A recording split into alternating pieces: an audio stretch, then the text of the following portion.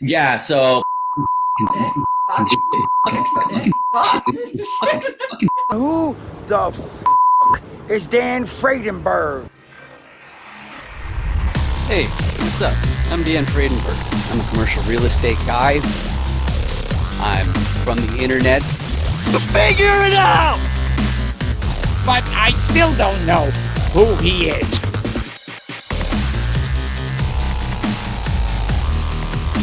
Dan Freidenberg, one of my best friends. In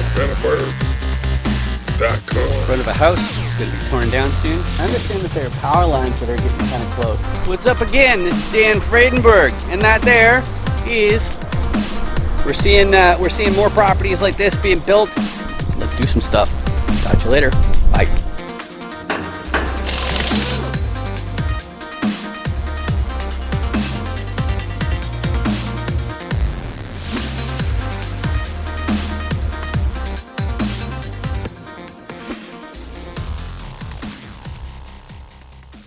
what's up? I'm Dan Freidenberg, and today I'm with Ashley Martin, even though I call her Dua Lipa anyway. But how are you doing today, Ashley? I'm doing great. Can't complain.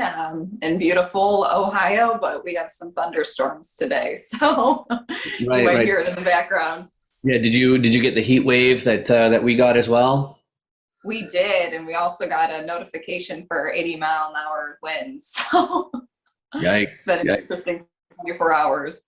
All right, awesome. Well, anyway, so this series here for anybody there in the audience who isn't familiar, this is called Chance Encounters, and the idea is we all just introduce ourselves the same way that we do at a networking thing, and if there's anything fun we can have on top of that, then that's just bonus points. So one of the things that I was saying is like, well, what are the advantages and disadvantages in real estate of looking like Dua Lipa? Well, I don't really know how to answer that. Well, can you sing? I would say just in general with, I think, like being a woman, a lot of time in the real estate industry, it's kind of known for being, a man's world mostly, but I know there's a lot of amazing like women heavy hitters, and I plan on being one of them. Yeah, and it's wide open as far as I'm concerned. And sure, like I understand what you're saying about it being like more or less a male environment. The company that I used to work for, we did a lot of effort finding who is our avatar, and it was usually 55-year-old or older men in general. So I understand that there's a certain degree of you don't want to have that feeling of constantly getting a pat on the head. It's like, oh, isn't that cute? You're doing real estate or something like that. It's like what? Like that, it's the second oldest profession. That's what I like to call real estate anyway. So that's what keeps on coming to my mind. But can you please introduce your background and where you fit in the big scheme of things in real estate? Yeah, so a little bit about me is I've been in real estate since 2014. Oh, there you go. You can probably hear it. Yeah, wow. the thunder coming. So I've been in real estate since 2014. Kind of went to college for a year, realized, like straight out of high school, realized it wasn't necessarily for me, and was honestly kind of hooked on HGTV, which I know sounds a little cliche. And my dad was like, if I was your age, I would go do real estate. So thankful for my parents to support me. I ended up going to real estate school in fall of 2014 while my friends were going off for their second year of college. So that was kind of like a learning curve because, it was emotional. I was like, oh, they're going out, like going to college while I was starting a career, essentially. Right. So ended up hitting the ground running in 2014, been doing it full time for 7 years now. And then last October kind of took the plunge into doing my own personal real estate investments. I've worked with clients doing investments, and after just seeing that and taking some real estate courses, I realized I'm on the wrong end of things. So my background is tech, and so I think what you're describing is what I realized is that, hey, I'm on the wrong side of the right business, right? That's exactly it. Yeah, yeah. So it really is amazing to really let that sort of thing sink in. But you and I, we got connected through Facebook, and specifically it was because I learned from Tim Bratz, you learned from Tim Bratz as well, and I a lot of Tim's stuff. He'll include some of Mark Evans in a lot of his teaching and training. And Mark Evans is huge into the no paper career. And the one that really stood out for me from what Tim said was ever since I was little personally, and I don't know about you, I wanted to have something big for myself in my life, and something really meaningful. And when I was younger, I was just like, yeah, well, money is just a number. As far as let's like, okay, like if one person has $1 billion and somebody else has $1,000,001, did that person really win? Like, was that really like something? I don't know. It's not really, that's not really the way that I'd like to have said what I just said, but I think you get the right idea as far as that materialistic side. But Tim has this interesting point of like how many librarians or teachers or whatever do you see like their name up above a hospital, or like an entire library or something like that. So he was basically saying that if you focus on money for money's sake, then you can have more social impact. And so like that's why I think it was a really good call going straight into real estate. What thoughts do you have personally as far as like the fulfillment side of life? And like, would you recommend to people that they do your path? Because like right now, coming from tech, I'd be inclined to encourage people to do exactly what you did straight out of high school. So what are your thoughts? So my thoughts on that would be, I think that's something I personally struggle with, was because I feel like I did get on the right path, but now, hindsight's 2020, and I'm kicking myself for not, pursuing personal investments sooner. So that would probably be my recommendation for anybody just getting started. And honestly, anybody probably who's able to afford their first home. I tell people all the time, if I could do things differently, I probably wouldn't have bought a single family home. We ended up getting pretty blessed with our situation, and we're able to make a good return on our initial flip. But I would try to buy like a duplex or, fourplex. That's the route I would take as far as like trying to get into investments. But from a real estate standpoint, just like education, I don't think there's anything wrong with necessarily the path I chose. It just took me a little bit longer to realize what side of it I wanted to be on. But I don't think I would be in the position I am today without all those learning experiences, because gosh, I could go on for hours of, things that have happened over the course of my 7 years of, residential and commercial real estate. So I think you just always want to keep learning. And I believe that the path that I chose, got me prepared to, pursue this endeavor. All right. So one thing that is super important, it doesn't matter if you're a broker or an investor, you have to do a lot of networking. And one of the things that I think is a real problem, and I think is probably a bigger problem for you than it is for me, which is some people say you have to kiss a lot of frogs in this industry. Me, because I focus on scaling and digital processes, I'm just looking for anything that's a repeat, and I'm going like, okay, well, that's not good leveraging of your time. And so one thing I've been trying to do with this series here of Chance Encounters is get people to explain who they are, what they're looking for, just keep it all nice and simple, so that if you're not entirely certain with an online interaction on how much, and I'm not saying that this is the reason you're here, but, but I'm saying that if you could just send a link and then the person has an idea of where they fit in a real estate deal, then they'll know whether you're the person who they need to engage with a lot, and you'll just save a bunch of that time. So I want to go through something that I've put together that the purpose of it is to try and speed up that process. without revealing too much that that the person, the investor or operator or whatnot, they might not be willing to do. So can you see my screen right now? Yes, I can. Okay, great. So I want to know your opinion on this because this is a new one for me.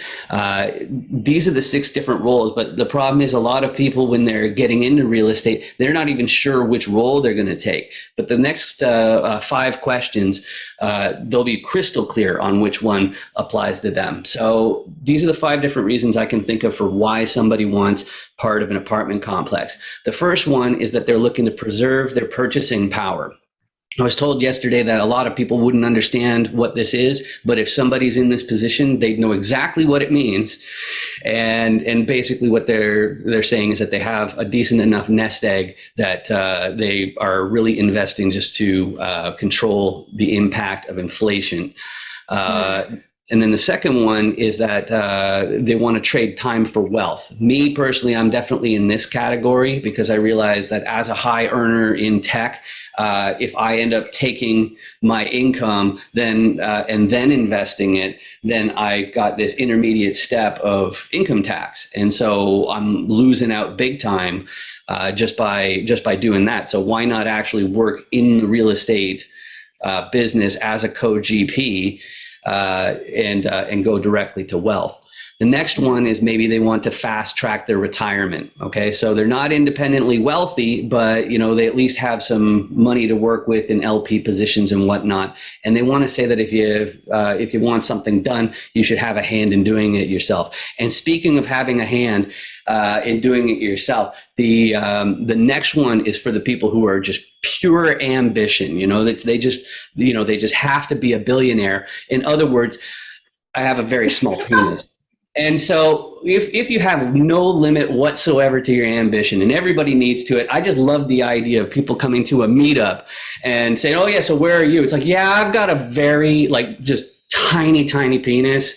So, at least it tells you that, the person's going to work like crazy. But the last one is you have an irrational need to help tenants. So, some people have some sort of social cause that they want to forward, and so that's why I call it irrational, as opposed to just being in it for the money or whatever. And I'm not saying there's anything wrong with being irrational, but these are the 5 reasons I can think of.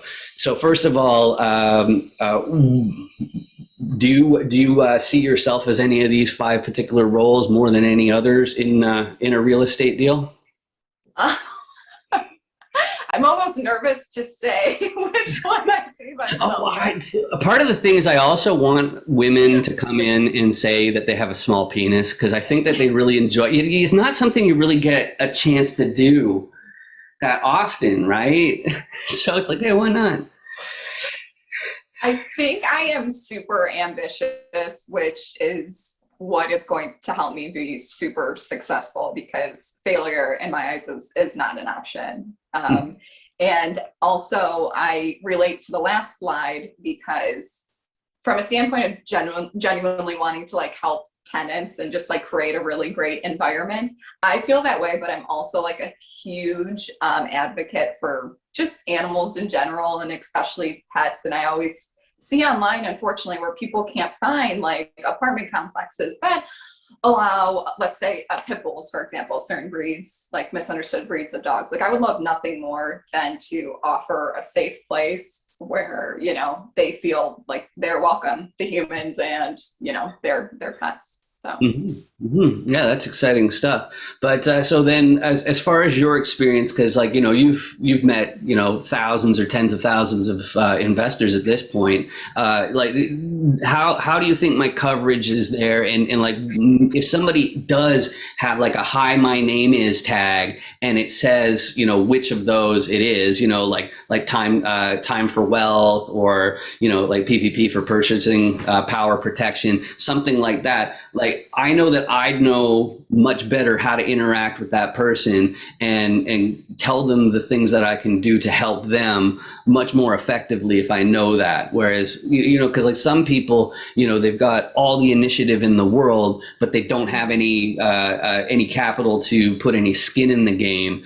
And that could be a real problem. But like, if somebody has like Energizer Bunny, like energy, then you definitely want that person on the team, as long as they're not a complete loose cannon, right? Yeah. So Honestly, I think that falls more into the acquisitions side of things, Mm-hmm. where that Energizer Bunny is just like ready to talk to everyone, ready to do whatever it takes to find that deal and keep following up, because as that's half the battle is, you get knocked down and you get kicked in the teeth, and sometimes owners are just not the nicest because they don't want to be bothered. So you need somebody who's willing to be that ambitious person and be like, hey, I don't care how many times you tell me no, I'm going to keep going until you say yes. Yeah, that makes sense. My favorite way of doing that sort of stuff is, deflection, displacement. I know, like especially with investors, one of the cardinal sins you can do is like say, "Hey, do you want to put some money in this?" Just flat out saying like that. It's like, no. It's like, hey, do you know anybody who is a good fit for this sort of this sort of offer, this sort of property, this sort of endeavor, something like that.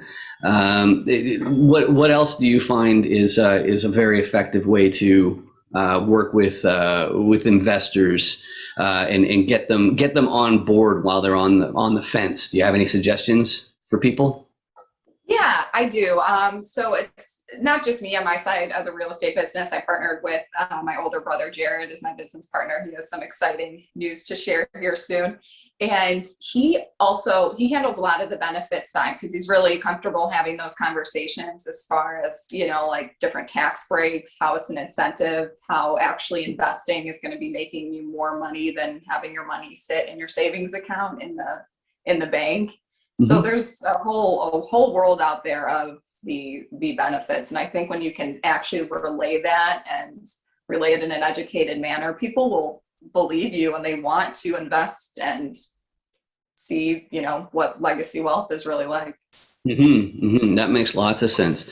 So to finish that point up, I'm going to go to this other part, which you can actually probably even see in the background. I got this die to explain to people how an actual deal works. And so here's the more specifics on what each GP would be up to, or at least each major player in the equation here. So I'll stop sharing here. So I'll use the camera instead. So here are the different sides. So repositioner, the acquisition team would be part of the repositioner team, but the idea is a repositioner is a person who's underwriting the whole thing to make sure that there is opportunity if they can add this property to their portfolio. But I use this die to explain how a guy like me from the internet can make a deal work. So that means I'm definitely a repositioner, but one of the best ways to make more money, as many people know,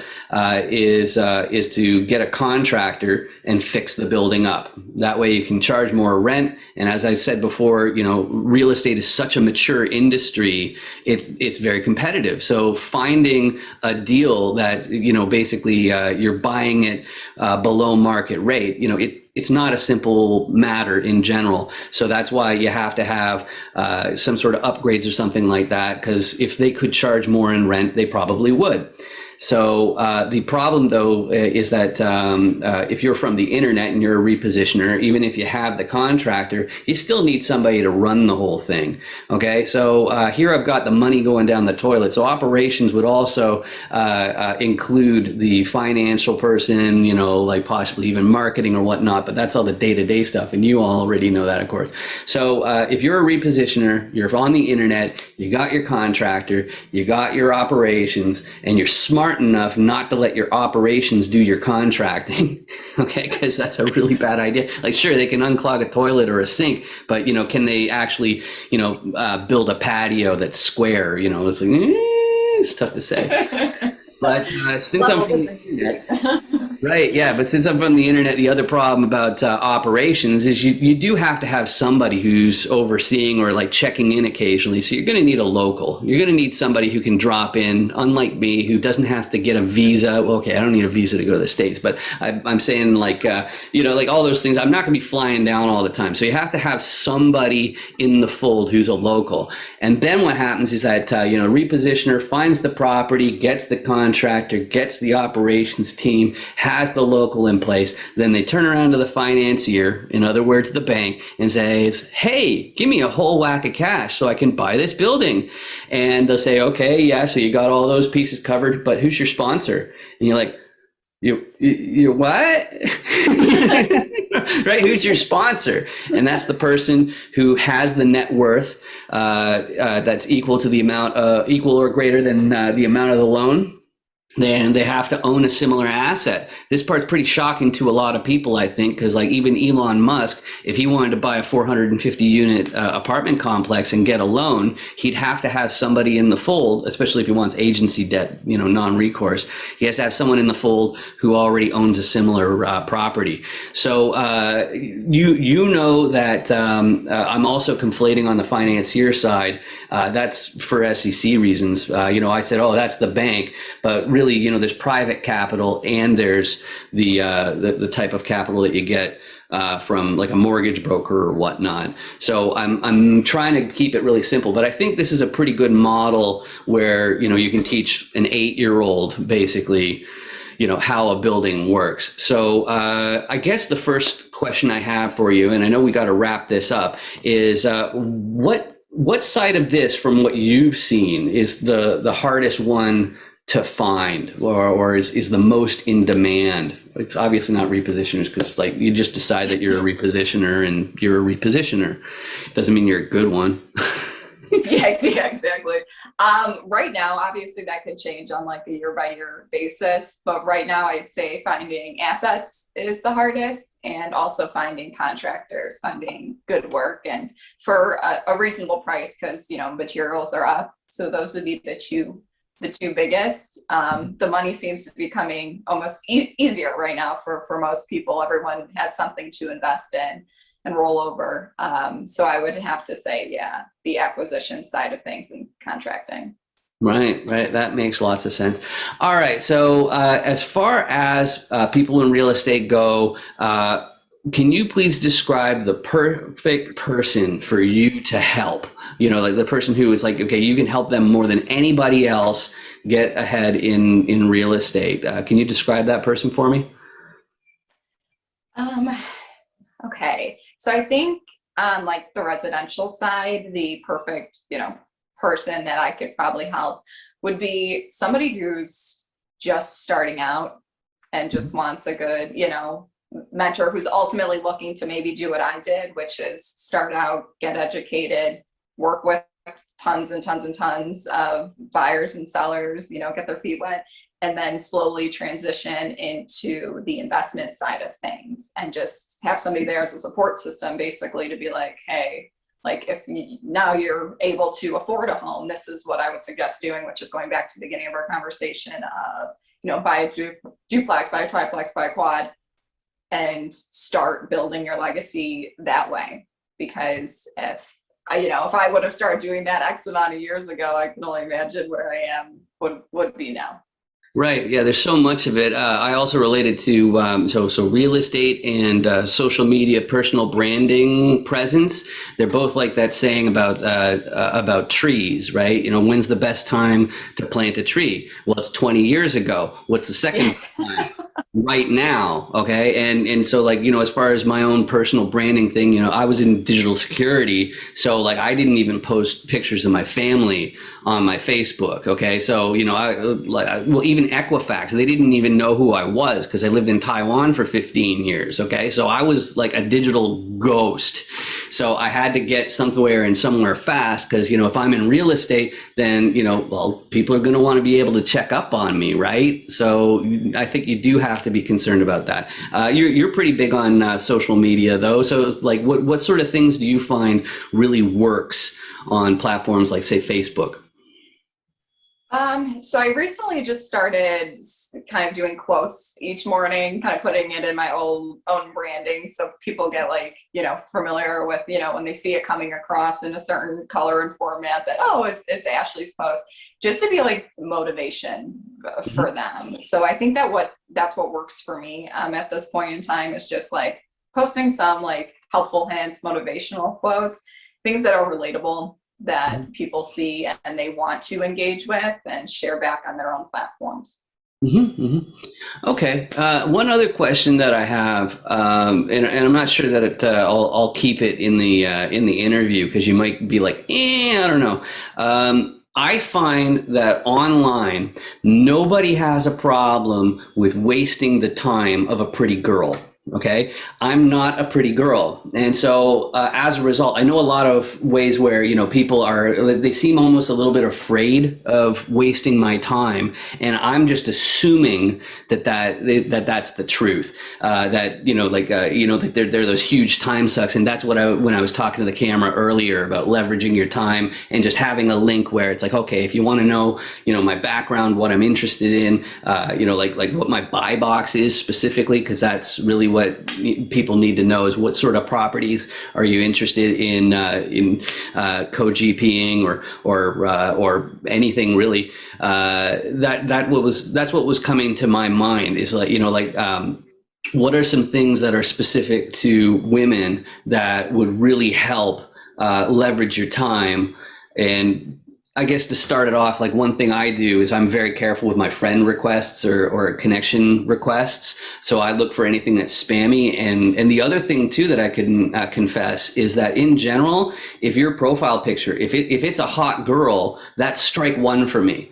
Just because because if you were like someone in India, Pakistan, something like that, and you were going to make a fake profile in order to get access to people, like I think that using a hot girl's picture is way more effective.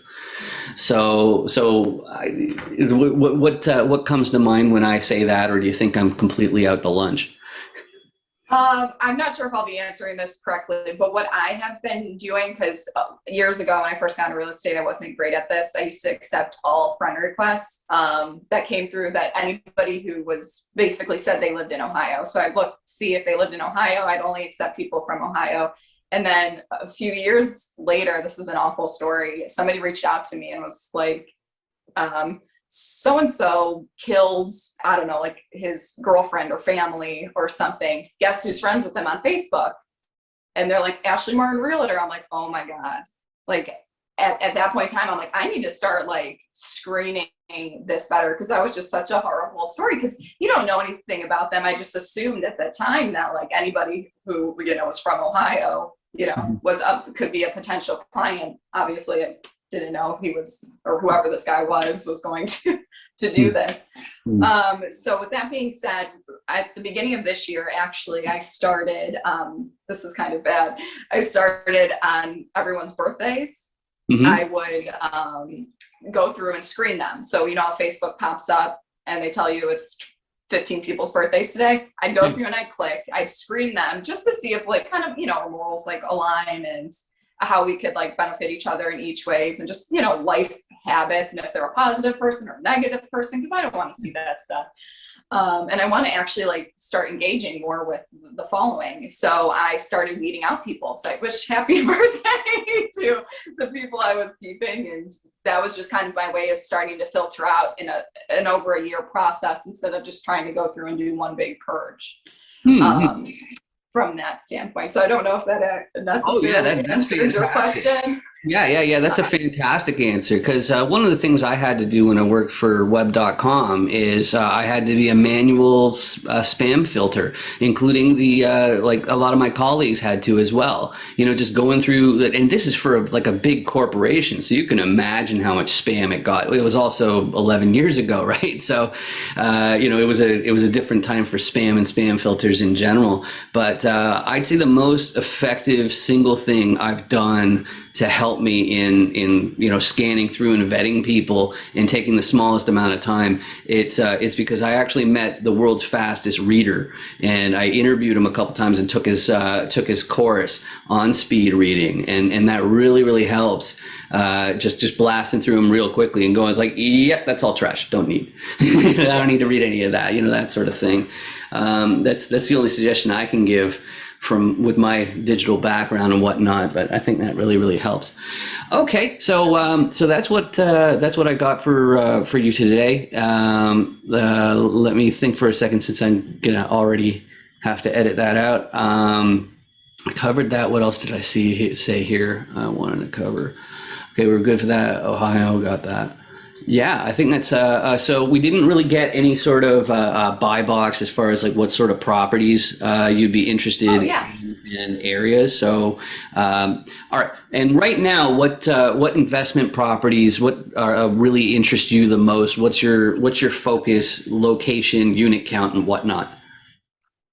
So we are based over basically in Cleveland, Ohio area. We're a little bit south of Cleveland, about 30 minutes. So our buy box is honestly anywhere in Ohio that would be a value add in A, B, and C class areas, or D class properties and C class areas, and anything that's 5 units or above. So the farther out from the Cleveland area, we'd probably want it to be a little bit larger units, just to make sense to have property management in place. But there's a lot of great people from Ohio, so I'm sure we could always partner with people on that end. And then as far as what we bring to the table, I know my brother Jared loves raising money. I remember we had to raise money for this deal. We bought an old opera house in Lodi. And we thought we were going to have to finance, or we thought we were going to have to pay cash for it, and then we ended up being able to finance it. So it worked out. And I was like, I remember, I thought I created a monster, because Jared just loved so much calling his close friends and family, being like, hey, anyone interested? And he was just a natural at it. So I think we bring that to the table. And then also, of course, Ohio in general is just a great place to invest. So boots on the ground is something that we'd love to do. And from an operations standpoint, I'm familiar with it just from being in real estate all these years. I handled all of our due diligence and such when we were buying our commercial property. It's an old opera house, and we're actually turning it into an event center. So yeah, that's an exciting project. Yeah, that's really interesting. So the only other thing that comes to my mind is you're a broker as well, and one of the approaches for multifamily that I've seen, it's called direct to seller. And what hit me after learning it, especially because digital security, a little bit cynical, skeptical, whatever you want to call it, it hit me. It's like, hey, wait a second, direct to seller. That sounds like exactly what brokers already do all the time, like driving for dollars, knocking on doors, cold calling, stuff like that. And I actually had one investor in Texas pointing out that because you went to high school with the owners, or the owner's sons or daughters or whatever of these buildings, and brokers are going to be bugging the owners of any high in demand building at least once a week. Right. So it means that your chances aren't that great as far as making that work, or at least, that's in my opinion. Is there anything you can say about the direct to seller approach and putting that in the context of, just relying on a broker instead of trying to DIY? Yeah, I think there's definitely benefits to working with, broker over, DIY, do it yourself, or a for sale by owner, if that's what you're getting at. Just because we have the experience and we get to deal with all the headaches of the process, because there's a lot involved in, like anything, not just real estate. This could relate to anything. People think they can do it themselves, and then they kind of get in over their head, and they don't realize how time consuming and how many moving pieces there are. Mm-hmm. So I think that's the biggest thing, is them spending that time to learn something they don't necessarily know about, or all the bits and pieces of it, is that worth the time or money? And in most cases, it's worth the money to invest in a broker to make sure that that transaction's handled right. And, you don't have any issues after the fact. That makes lots of sense, but we're running out of time. Shit, there was one other thing I was just about to say, because you said 35 minutes. I already covered the perfect person to talk to you. Right, that's what it was. All right, and if somebody wants to reach out to you, what are the best channels to do that? Is it like Facebook, LinkedIn, phone, email, carrier pigeon? Yeah, if you guys want to reach out to me, I'd say reach out to me on Facebook. My page is Ashley Martin, and then I also have Ashley Martin Investor Realtor page as well. And then I'm also on Instagram. It is no longer private after I screened it and put it up for the world to see. So I go on Facebook. Actually this year is the first year I've probably been posting just like more personal stuff. Actually for the longest time I had my own personal page and then my business page. And after taking all these courses and realizing at some point they kind of gotta meet in order to be successful, I decided to take that plunge this year. So I'm barely ever on like my personal page anymore. And now my Facebook real estate page has become, my primary. I try to post more about myself, but if you want to see more of the real Ashley, go check me out on Instagram. And I believe it's Ashley Martin with 2 underscores.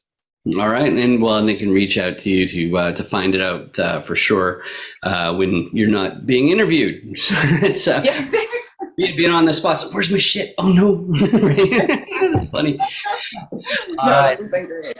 Good stuff. All right, so thank you very much for coming today, and we'll be sure to talk to you soon. This has been a chance encounter with Ashley Martin. Make sure that you reach out and contact her and buy my book and stuff. It's like here. Oh yeah, here's a book. Attention to detail. Yes. Very important. Buy this book. Send me apartment deals. Exactly. Good stuff. All right. Thanks a lot.